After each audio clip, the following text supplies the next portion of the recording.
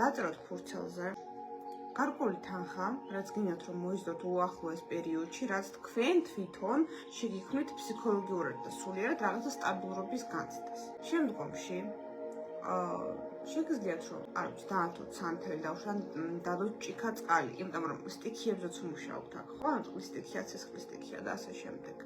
ამ შემთხვევაში მეტი სტიქიათ ჩაითვლება ფურცელი, რომელზეც დაწერთ, ხო? ანუ ეს არის უკვე მატერიალური და ამიტომ ჩაითვლება მიწის სტიქია. შეგიძლიათ ამ გონებაში ახმამაღლა თქვათ, უმჯობესია გამარტოვდეთ, რა თქმა უნდა, ხო? ვთხოვთ მთვარეს, რომ ესეთი წაიღოს მატერიალური პრობლემები ჩვენი ცხოვრებიდან, მოგვცეს ფინანსების საშუალება, რომ წინ წავიწიოთ მოკეთ მატერიალურად ცხოვრებაში და გქონდეს რაღაცა უსაფრთხოების და სტაბილურობის განცდა.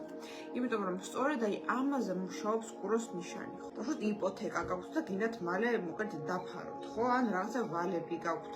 ან ვიღაცა საქმე თქვენი ვარ და გინდათ რომ დაგიბრუნდეთ. მოკლედ, ყველანაირ ამ ფინანსურ, მატერიალურ პრობლემებზე იდეალურია რომ ვიმუშაოთ ეხლა.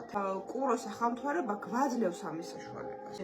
რას ვაკეთებთ მე ამ ფურცელთან მიმართებაში? უმჯობესია დაგეცოთ და შეინახოთ ისეთ ადგილას, ბნელ ადგილას, სადაც ვერავინ ვერ წაიკითხავს და ვერ ნახავს. სანამ ის თანხა არ მოგივათ, რაც გინდოდათ, შეინახეთ. მე შეგიძლიათ უკვე მოიცილოთ. უტილიზაცია გააკეთოთ.